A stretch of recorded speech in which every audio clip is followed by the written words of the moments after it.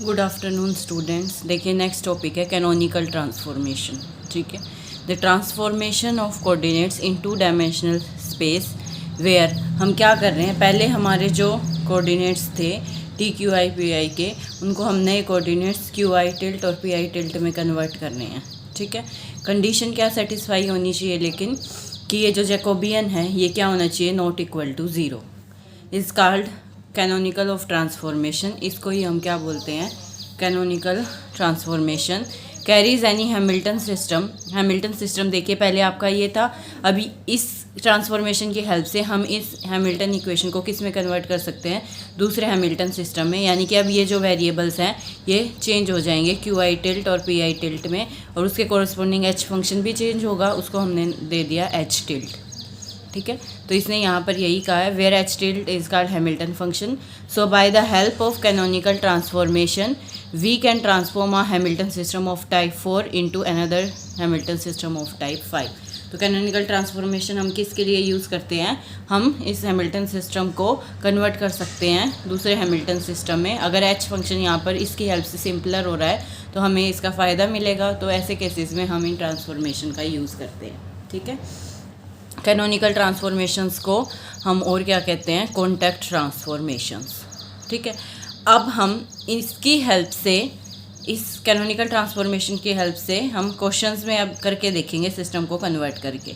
ठीक है, 4 सिस्टम को 5 में कन्वर्ट करके देखेंगे कि ये इक्विवेलेंट है या नहीं है। तो देखिए अब फर्स्ट क्वेश्चन देखिए, इसने क्या कहा है, कंसीडर द ट्रांसफॉर्मेशन। हमने ट्रांसफॉर्मेशन कंसीडर की, क्यू आई टिल्ट किसके इक्वल है, अल्फ़ा क्यू आई के, और पी आई टिल्ट किसके इक्वल है, बीटा पी आई के। अल्फ़ा और बीटा दोनों क्या है, नॉट इक्वल टू ज़ीरो है। अल्फ़ा और बीटा क्या है, कांस्टेंट है, और I varying from 1 to up to son N है। क्या शो करना है, दिस टर्म इज़ कैनोनिकल। पहले शो करना है कि ये टर्म, यानी कि ये जो ट्रांसफॉर्मेशन दे रखी है ये कैनोनिकल है।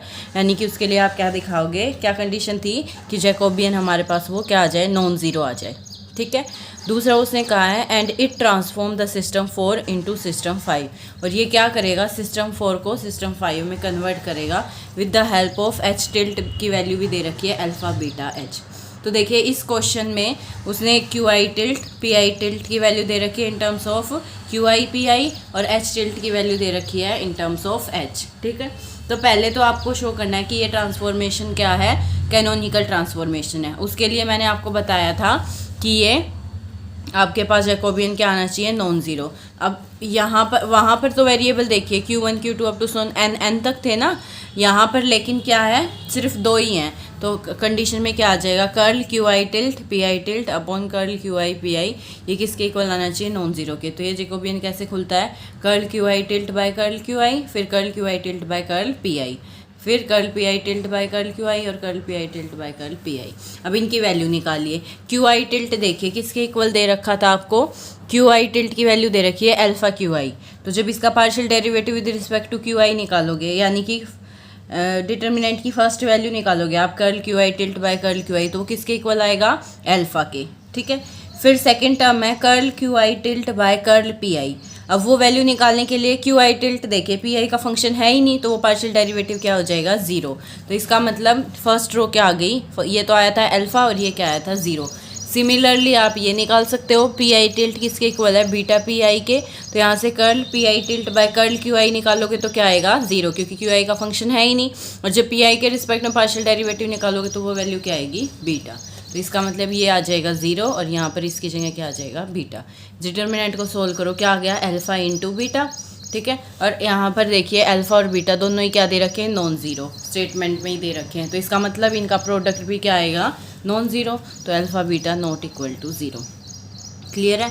अब उसके बाद हमें सिस्टम 4, इसने कहा है and it transform the system 4 into system 5। ये चीज़ हमें चेक करके दिखानी है कि ये सिस्टम 4 को किस में कन्वर्ट कर देगा, सिस्टम 5 में।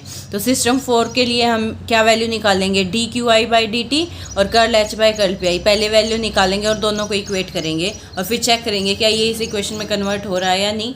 सिमिलरली यहाँ से ये दोनों वैल्यूज़ निकाल के इक्वेट करेंगे और चेक करेंगे कॉरस्पॉन्डिंग ये इक्वेशन आ रही है या नहीं। तो सिस्टम 4 किस में कन्वर्ट हो जाएगा, सिस्टम 5 में। अब D Q I by D T की वैल्यू चाहिए है, तो उसके लिए क्यू आई की वैल्यू निकालोगे आप in terms of Q I tilt. तो क्यू आई की वैल्यू यहाँ से क्या आ जाएगी, Q I tilt by alpha. तो देखिए पहले D Q I by D T term ली, क्यू आई की वैल्यू निकाल दी in terms of Q I tilde, वो क्या आ गया, Q I tilt by alpha. ठीक है, 1 बाय अल्फा तो बाहर आ जाएगा, टर्म क्या बची, D Q I tilt by D T. Clear. उसके बाद ये किसके इक्वल रखना है, curl H by curl P I के। तो curl H by curl P I को सोल्व करेंगे, फिर से एच की value in terms of H tilt निकालोगे तो क्या आ जाएगा, H tilt by alpha beta, और पी आई की वैल्यू निकालोगे in terms of P I tilt, तो वो क्या बन जाएगा, P I tilt by beta. अब फिर से जो कॉन्स्टेंट्स है वो बाहर निकाल दिए, यहाँ से क्या बाहर आएगा, 1 बाय अल्फा बीटा और यहाँ से 1 बाय बीटा। तो 1 बाय बीटा से 1 बाय बीटा कैंसिल, सिर्फ 1 बाय अल्फा बचेगा, और इधर से curl H tilt by curl P I tilt बचेगा। अब सिस्टम 4 के अकॉर्डिंग तो ये दोनों क्या हैं, इक्वल हैं, D Q I by D T equal to curl H by curl P I. दोनों की वैल्यू रख दो, 1 बाय अल्फा से 1 बाय अल्फा कैंसिल हो जाएगा, तो ये दोनों इक्वल आ जाएंगे। ठीक है। सिमिलरली आपको सेकेंड इक्वेशन लेनी है, D P I by D T को किसके इक्वल रखना, minus curl H by curl Q I के। तो यहाँ से पी आई की वैल्यू निकालोगे in terms of P I tilt, और एच की वैल्यू निकालोगे in terms of H tilt, और ऐसे ही क्यू आई की वैल्यू निकालोगे in terms of Q I tilt, जैसे अभी ऊपर मैंने बताया। फिर दोनों को कांस्टेंट था 1 बाय बीटा बाहर आ जाएगा, यहाँ से बचेगा D P I tilt by D T. यहाँ से 1 बाय अल्फा कैंसिल हो जाएगा, 1 बाय बीटा बचेगा, और curl H tilt by curl Q I. 1 by beta से 1 बाय बीटा कैंसिल हो जाएगा, तो इक्वेशन क्या आ गई, D P I tilt by minus curl H tilt by curl Q I tilt. अब ये इक्वेशन और ये इक्वेशन, ये दोनों चेक करो, सिस्टम 5 बन जाएगा। इन दोनों इक्वेशन से क्या बन गया, सिस्टम 5। तो क्या किया, सिस्टम 4 को किस में ट्रांसफॉर्म कर दिया हमने, सिस्टम 5 में। ठीक है, यही शो करना था। इस क्वेश्चन में आपको 2 ही शो करने थे, कि एक तो ये कैनोनिकल ट्रांसफॉर्मेशन हो, वो आपने शो कर दिया जैकोबियन नॉन जीरो दिखा के, और दूसरा शो करना था कि सिस्टम 4 किस में ट्रांसफॉर्म हो जाए, सिस्टम 5 में। तो सिस्टम 4 की इक्वेशंस हमने यूज़ की और उसको किस में कन्वर्ट कर दिया, सिस्टम 5 के इक्वेशंस में। ठीक है।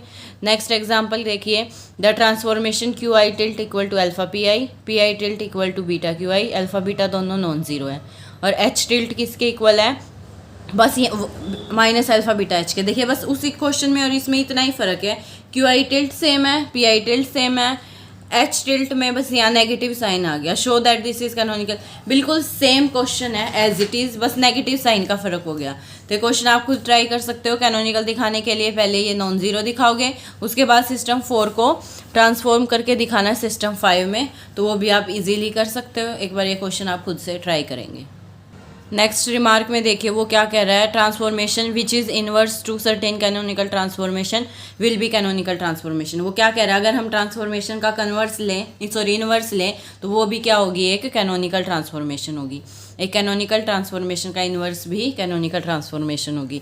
नेक्स्ट रिजल्ट में वो क्या कह रहा है, अगर हम सारी कैनोनिकल ट्रांसफॉर्मेशंस का सेट ले तो वो क्या बना देगा, एक ग्रुप बना देगा। ठीक है, क्यों, क्योंकि फिर फेस स्पेस अगर हम परफॉर्म करते हैं 2 कैनोनिकल ट्रांसफॉर्मेशन इन सक्सेशन, तो रिजल्टिंग ट्रांसफॉर्मेशन भी फिर से क्या आएगी, कैनोनिकल ट्रांसफॉर्मेशन होगी। उसका रीज़न दे रखा है, इन्वर्स भी कैनोनिकल आएगा। ये तो क्या है, मतलब एक तरीके से क्लोजर प्रॉपर्टी होल्ड करेगी कि उन दोनों का प्रोडक्ट भी कैनोनिकल आएगा। इन्वर्स भी आप बता चुके हो क्या आएगा, कैनोनिकल आएगा। आइडेंटिटी भी एग्जिस्ट करेगी, वही सारे रीजंस इसने दिए हैं, क्योंकि ग्रुप की सारी कंडीशन सेटिस्फाई होंगी तो कैनोनिकल ट्रांसफॉर्मेशन का सेट भी क्या बन जाएगा, एक ग्रुप बन जाएगा। इसमें इसकी इंपॉर्टेंस बता रहा है, कैनोनिकल ट्रांसफॉर्मेशन की क्या यूज़ है, क्या इंपॉर्टेंस है इसकी, वो मैं पहले भी आपको बता चुकी हूँ। अगर एच टिल्ट जो नया फंक्शन आ रहा है ट्रांसफॉर्मेशन होने के बाद, अगर वो सिंपल फॉर्म का आ रहा है पहले वाले एच से, तो हमें उसका फ़ायदा मिलेगा। तो वही कहा इसने, the importance of studying canonical transformation is due to the fact that these transformation permits replacing a given transformation given Hamilton system by another. क्या करती हैं ये ट्रांसफॉर्मेशंस, सिस्टम 4 को किस में कन्वर्ट कर देती है, किसी दूसरे हैमिल्टन सिस्टम 5 में, और उसके अंदर इन विच जो फंक्शन एच टिल्ट है is of simplest structure then H. वो क्या होगा, सिंपलेस्ट स्ट्रक्चर का होगा एच की बजाय। तो ये इसलिए हम कैनोनिकल ट्रांसफॉर्मेशंस का यूज़ करते हैं। ठीक है, यूज़ करते हैं किसके लिए, एक हैमिल्टन सिस्टम को दूसरे हैमिल्टन सिस्टम में कन्वर्ट करने के लिए। और वो कन्वर्ट क्यों करते हैं, ताकि हमारे पास जो नया हैमिल्टन फंक्शन आए उसकी फॉर्म क्या हो, सिंपल हो। ठीक है, कैनोनिकल ट्रांसफॉर्मेशन की डेफिनेशन इंपॉर्टेंट है, कई बार आई हुई है एग्जाम में। अब आप क्या करोगे, इस पे बेस्ड जो ये 2 एग्जांपल्स मैंने बताए हैं, ठीक है, ये दोनों एग्जांपल्स एक बार आप क्या करोगे, खुद से सोल्व करके देखोगे। क्लियर है? बहुत ही ईजी एग्जांपल है, एक मैं करा चुकी हूँ, दूसरा बिल्कुल सेम वैसा ही है, सिर्फ माइनस साइन का डिफरेंस आया है HCl में, बाकी स्टेटमेंट एज इट इज़ है। तो आप एक बार खुद से ये एग्जाम्पल को सोल्व करके देख लेना, ठीक है।